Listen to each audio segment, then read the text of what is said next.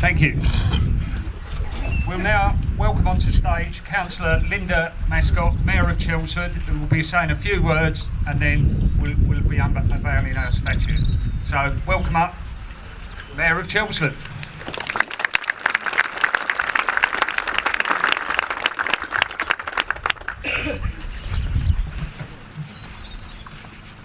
Good morning.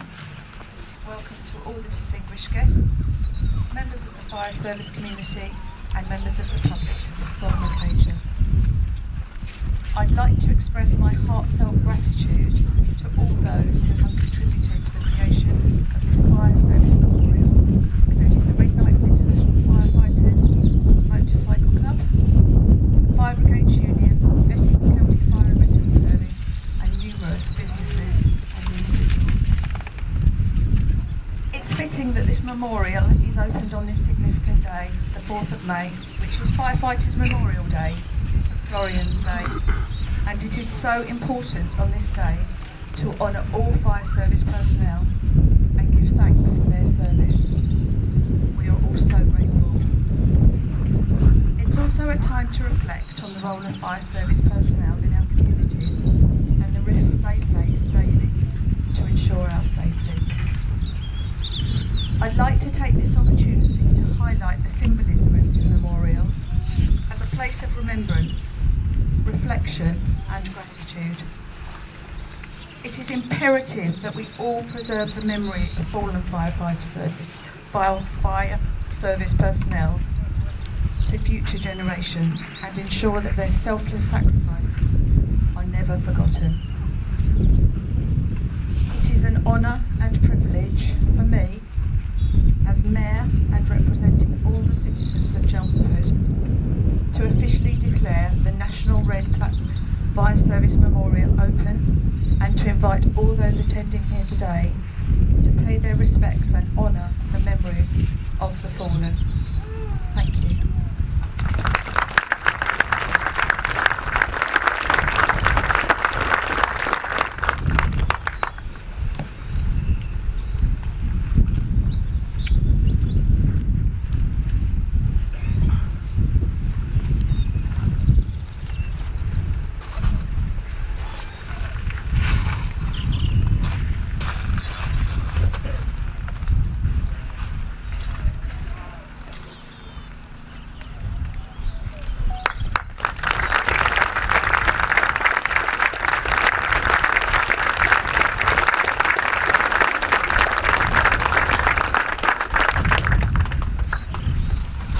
Thank you, Mayor.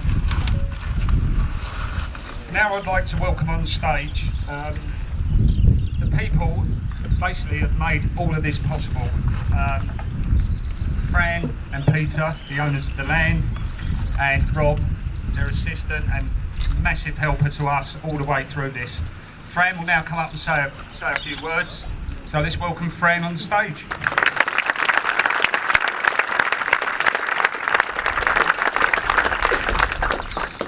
Well, first of all, thank you very much for coming out today. I have to say, it's very nerve-wracking talking in front of a lot of people, so please forgive me. Where do we start? Well, I'm not going to go on and on. They did say keep it short, but you give a woman a microphone and you get what you deserve.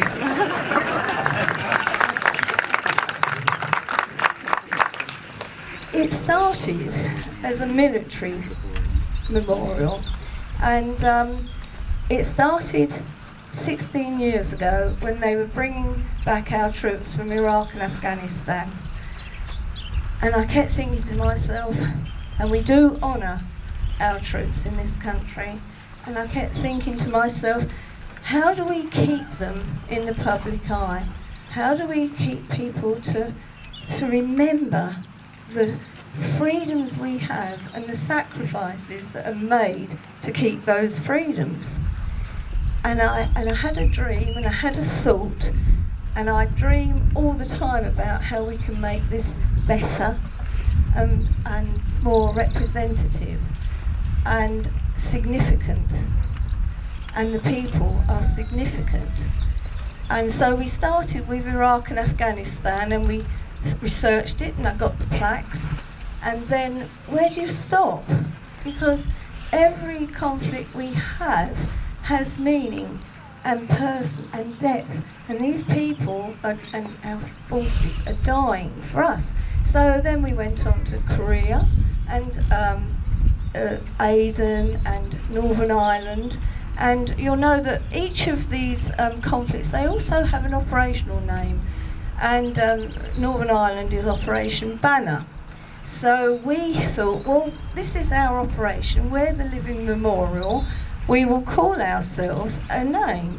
And I thought, well, I want it to be representative of the families, because when you lose someone in the troops, it's the families that are also lost.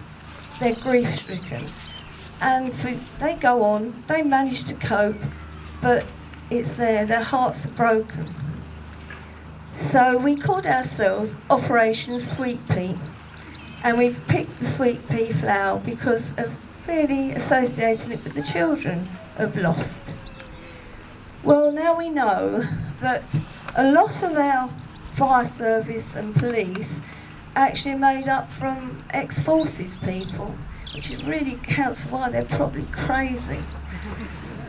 And when you think that when people are running away from danger, these are the people that are running towards it. And I've got to say, bless you all. You make me feel very, very proud to live in a country with remarkable men and women like you. So it was just a short speech. Thank you very much for coming. And I'd like to say one more thing. This has been a dream and it is significant. And I read somewhere that the key to getting a dream isn't success, but significance. Thank you very much for coming.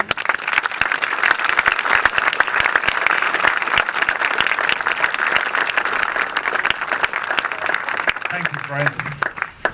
Okay, last on the speech list is somebody I call my friend, my brother, my colleague, Ronnie. He's president of the Red Knights England 4 chapter, and he will deliver our closing remarks. Gird your loins, this could go on a while. It's a short speech, this will be a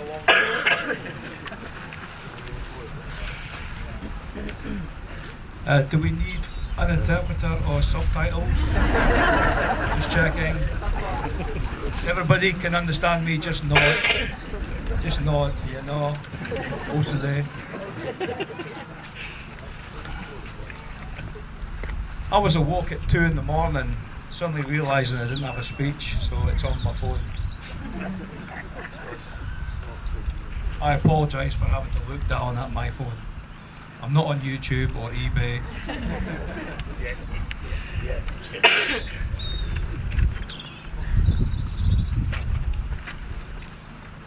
So, my lords, ladies and gentlemen, brothers and sisters of the Red Knights, friends and family. For all those that don't know me, let me introduce myself. My name is Ronnie Patterson and I'm a former firefighter from Essex County Fire and Rescue Service. I'm also one of the charter members and president of England 4, a chapter of the Red Knights motorcycle club, a small part of a greater international club for fire service personnel that has over 10,000 plus members worldwide. We formed the chapter in 2020 and have grown from strength to strength since. 2 years ago I was introduced to Fran and Peter Theobald, owners and curator of the Living Memorial. Fran informed me that she had plans to build a memorial building for the fire service, and straight away I have offered our help and support for this endeavour. And this is the end result. I would like to express my sincere gratitude for all of you that attended today, and thank you all for joining in this significant moment of remembrance and celebration. I would like us to reflect on the importance of honouring the bravery and dedication of fallen fire service personnel, not only those that have died saving lives, but also including those that have died after their period of service through illness, suicide. My father, Ron Patterson, served for 30 years as a Tayside Fire and Rescue Service. Sometime after retirement, he developed cancer, which ultimately took his life. His name is forever remembered on this memorial. A good friend and colleague, Trevor Porter, a leading firefighter on my first station, Colchester White Watch, again served for 30 years. Again, cancer took him too early. He is forever remembered on this memorial. And again, it's myself. Shortly after retirement, I was informed I had cancer. Luckily, I have survived, but many, many more haven't. Their names can and will be remembered forever at this memorial. This is why we have built this place of remembrance. So the role of the National Red Plaque Fire Service Memorial is to preserve the memory of those that have made the ultimate sacrifice in service and beyond in their communities. So on behalf of myself and my fellow club members, I would like to thank the generosity and support of the Fire Brigade Union for the significant funding and contribution to this memorial project. I thank you.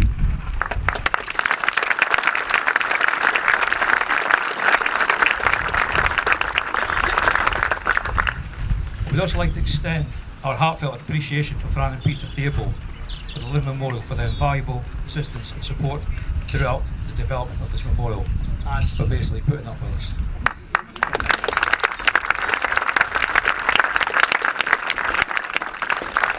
Our sincere thanks and contribution for Father John Bloomer for leading us in prayer and providing spiritual guidance on this solemn occasion.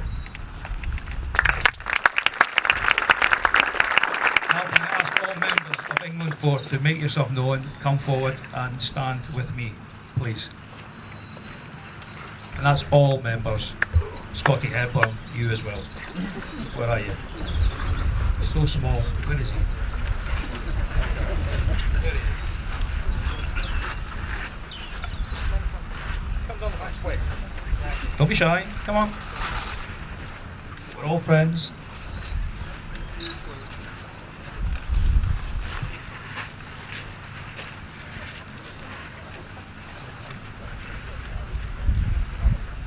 So this is from me. Personally, I would like to express my sincere heartfelt gratitude to each member of the Red Knights England Flow chapter for their tireless effort and wavering commitment to bringing this memorial to fruition. We have, in either a small or a large part, been on this journey together. The motto of the Red Knights is loyal to our duty, and we have all fully shown this in our dedication to this project. So, thank you all.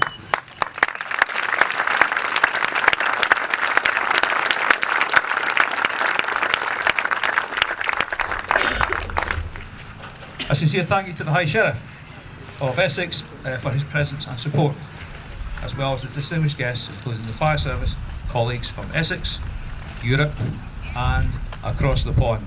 That's America, if you don't know that term. And other services and the family members of the fallen. Thank you for being here on this special day.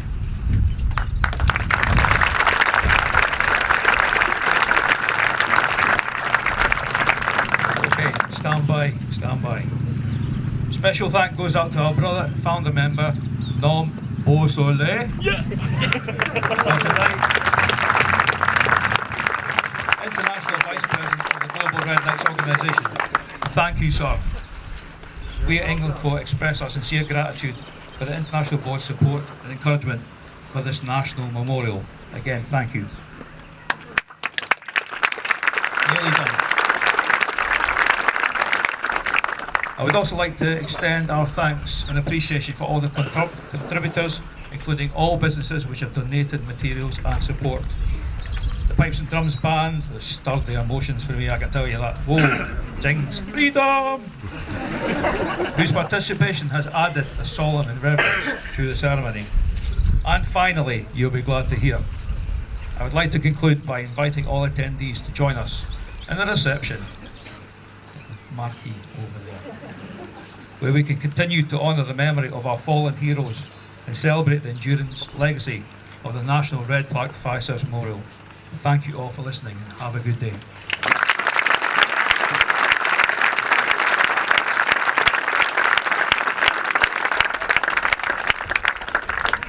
gratitude and respect to express my appreciation for the Firefighters Memorial Monument and the memory of our deceased comrades. This monument is not only a place of remembrance, but also a symbol of loyalty and honour that binds our community together. We remember all those that have lost their lives in the service of the fire service. Their dedication and sacrifice will never be forgotten. They have put themselves at the service of the community, often risking their own lives to help and protect others. Their loyal and dedication deserve our utmost respect. The Memorial Monument is a place where we gather to express our gratitude and to ensure that the memory of our deceased comrades lives on. It is a place of reflection and honour where we can remember the importance of our cohesion and our shared mission.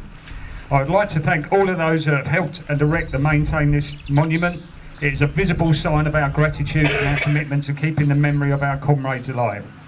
Let us continue the work together to ensure their sacrifices are not in vain and to strengthen our commitment to safety, cohesion and mutual support. Yours, Tom van der Clay.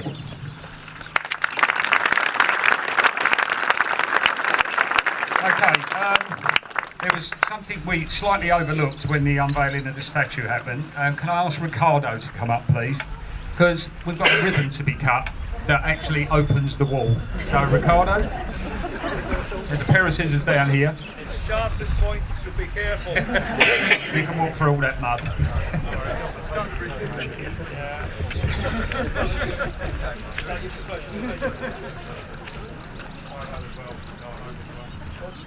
Ricardo, turn round. You know you like being on camera.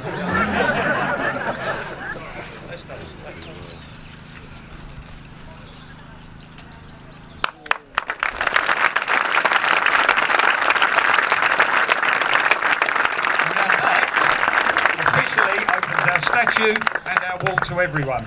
As Ronnie said, we're now at the end and we have a marquee over there, and in a little while one of our Red Night members, the lovely Leanne down the front, will be entertaining you in there as well. Not in that way, she's singing. Before you get the ideas. She'll be singing in there, so please, when you're ready, make your way over. Be warned, there's puddles. We have tried to get rid of them so you've got a dry route. But make your way over, refreshments, chat, and the usual fire service stuff. Thank you very much for everyone attending today. It is great to see this many faces at something we've created, and I'm really, really honoured. Thank you very much.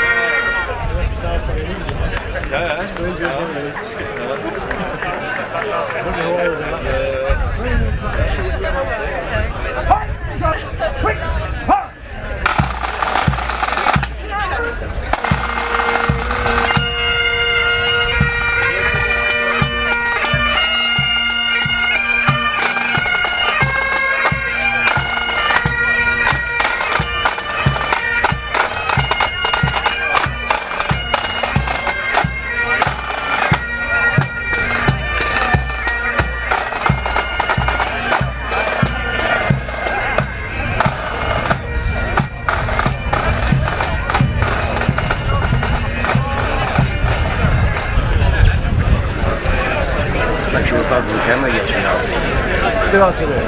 Yeah, no, it's still morning. It's still morning. Hi there, so I'm Moira Byrne, Chief Fire Officer for Essex County Fire Rescue Service. Thank you very much. Could you please tell me what you think of this and get background? It's been an absolute honour to be here today. It's been an absolute honour to be able to send few words on behalf of Essex County Fire Rescue Service. This is just an amazing place. You know, it's not just a garden, it's not just a statue, it's not just a memorial wall, it's a place which will be in people's hearts and minds forever. It's a place where people can come and remember their colleagues, their loved ones. It's just an amazing place, and I would ask everybody to come and see it. I mean, I did the same. I did here a lot before I told everybody. You've seen it from the school flags to what it is now. And it's an honour to be here for the firefighters. You know, as far as we're concerned, the veterans, they're our veterans as well. We're all the same brotherhood, really. I mean, instead of running away from danger, both us and yourselves, we run into danger. Good. Thank you very much, Nancy. Thank you. Thank you. Thank you. Enjoy your day. Aye. No politics. No. No religion. No. No COVID. That's lovely. My name is Norm Beausoleil. I am one of the 11 original founders of the Firefighter Motorcycle Club and currently the International Vice President of the So I'm going by your accent. I was born in Connecticut, worked my entire firefighting career in Massachusetts, and I now live in St. Petersburg. Come a long way. I have. I'm not a firefighter. I won't hold that against you. I'm just interested. Is there a big difference between American firefighting and Nope. Fire's just as hot, and water's just as wet. but you have bigger fires? Everything bigger in America. Perhaps, and I guess from a lot of the places I see today, with the stone walls of most of your buildings, you got less to burn. It used to be that way, but No, it's we're all the same. We really are. Same job, just different place and a different accent. exactly the same for me as a veteran. Veterans from wherever the world, we're all exactly the same. And I feel we have a lot in common with firefighters. As somebody said, a lot of people go on to chairman, young captain, martial arts.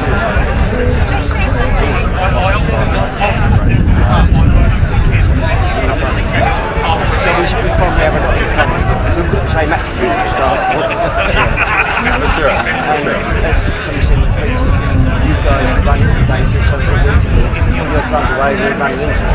That's correct. So What made you start the Red Knights? You want the long story or the short story? The short story, please. The short story, the 11 of us that started it, we used to ride together just for the fun of it. And one day, one of the guys said, how come the police have the blue light? And there's no plus blue light. And the Triumph dealer that we were at just looked at me and said, why don't you get off your and start? And that's how it happened. We reached out, we had a meeting. We reached out to the Blue Knights International, who were headquarters in Maine at the time, and just said to them, look, this is what we want to do. We don't want to step on your toes using the Knights thing. And we got a wonderful letter back saying, have at it, we're 100% behind it. And that's where it went. Never thought it would be this good. So how long did you go? Our first meeting was on August 17th, 1982, and in October, I don't remember the exact date, we had our second meeting, and that's when we actually stamped the papers, and so October of 82 is our actual anniversary, and I think it was July of 1983, we approved Toronto, Canada, as our first international chapter, and we just going through. Oh no, we never. At the time, some of the guys got on their bikes and actually motored out to Toronto to deliver the charter. We can't do that today. It's either 27 or 28. We just added Romania. I believe, if I saw an email over the last couple of days, I think we just got the Czech Republic. But pretty much all of Western Europe is represented. Portugal and Spain not, but the rest of Western Europe is. Nothing in Asia. We have probably close to 30 chapters in Australia and New Zealand. We have one member at large in Mexico. But right now, most of us are still in North America, but Europe is catching up very, very fast. So decided my challenge you were in the Philippines, so something in the Philippines like that. Well, that would be great. We would certainly welcome them. Sure. Thank you very much. I won't take any more of your time. Thank you very much for the interview, sir. You're so very welcome. Thanks for asking. Take care. Now turn the camera on and let's do it for real. You made me check then. Our services, being we're a fire service club, and we have operational as well as retired members in the club. And late last year, the beginning of this year, we started the build of the building. We started to develop the connections with Essex Fire and Rescue again, through the workshops, through USA, through the museum, to do this, to get this done. And the proof of the pudding is if you persevere, you can create something that's particularly wonderful. Oh, it's definitely wonderful. It's gone up really, really quickly. My hats go off to you. Yeah. So before we started this process, there is already a national memorial in the Arboretum in Staffordshire that has a monument, a monolith, a plinth of some description to recognise the fire service, but there's no names on that. And we have the monument that's supposed to be built, that has the 2,360 plus names dating back to 1905, but these are firefighters that have died in anger doing their job saving lives. The WHO, the World Health Organization, last year categorised firefighting as carcinogenic. So now we are recognising those members who either get ill during the service or get ill and subsequently die after the service. Now there's a proven link between cancer and firefighting. We're also remembering control staff because they do a very important job. They work a very important shift and they have the same stresses that we have. And sometimes the only way out for them is to commit suicide or they get ill because of the stresses of the job. their names are recognised going forward. Yeah, I was saying to Craig earlier, I didn't realise you had such a high suicide rate. It's one of those, we can't talk about that. We can't talk about that. And for myself personally, my father's name is on the wall. Ron Patterson, served for 30 years in Tesla Fire Brigade, died of cancer. Many years after his retirement, but now there's the proof of life. The Trevor Porter, my first lead firefighter, I coached him, fire station. 30 years service, 6 months into retirement, was told he's got stage 4 prostate cancer, died shortly after that. And there's myself. I got diagnosed a year after retiring that I had stage 2 cancer, but I had been misdiagnosed by my general practitioner 5 years before, so I had the cancer for 5 years.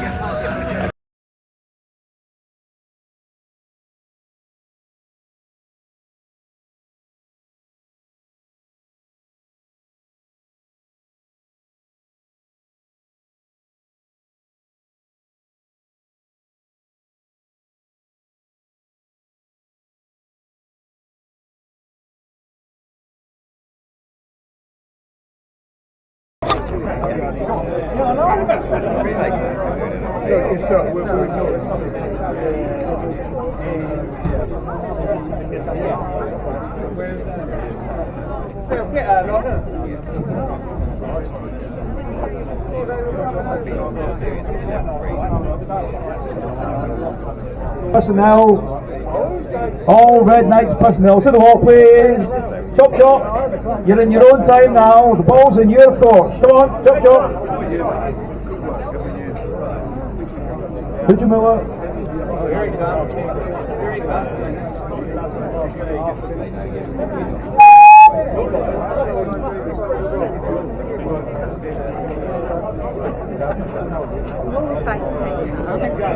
Last call, all Red Knights, please make your way to the dance floor for the final dance of the night.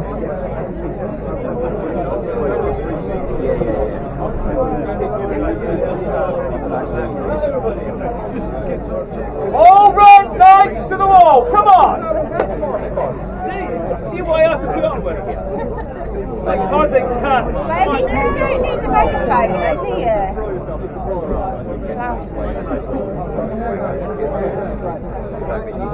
You stand back, are you? I'll see you in a bit.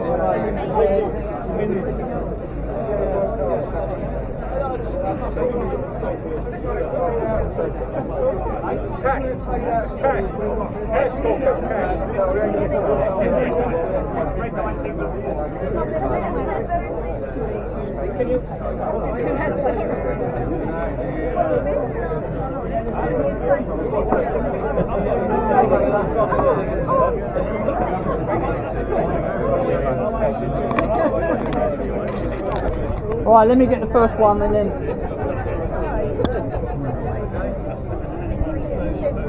Right. Can you move in the front there? Yeah, I want something laying down the buttons there. Ready? No pressure.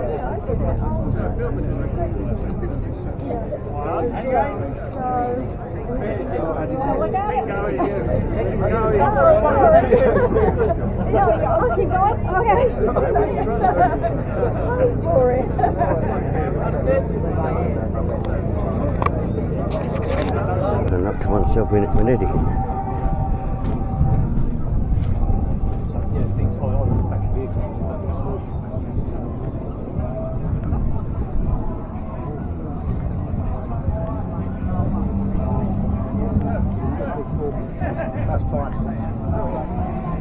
I love this little thing here. This is beautiful.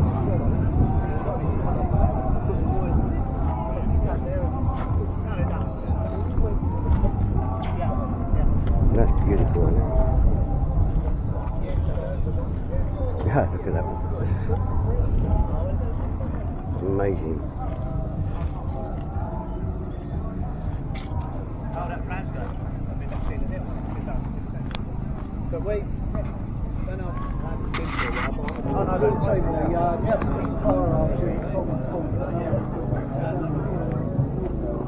Okay,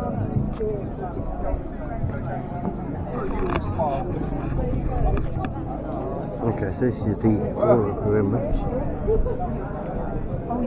I videoed it from afar, so now I've got to video it. Bloody hell.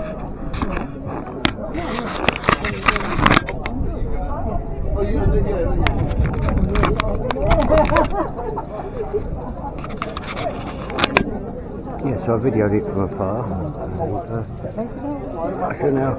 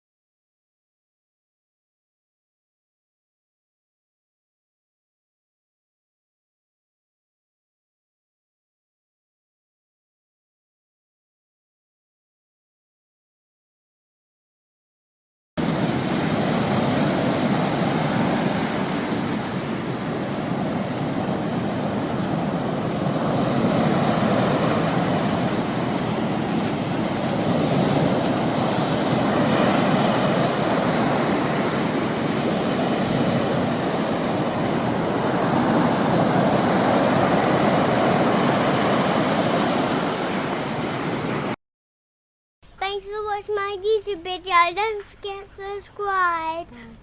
Bye.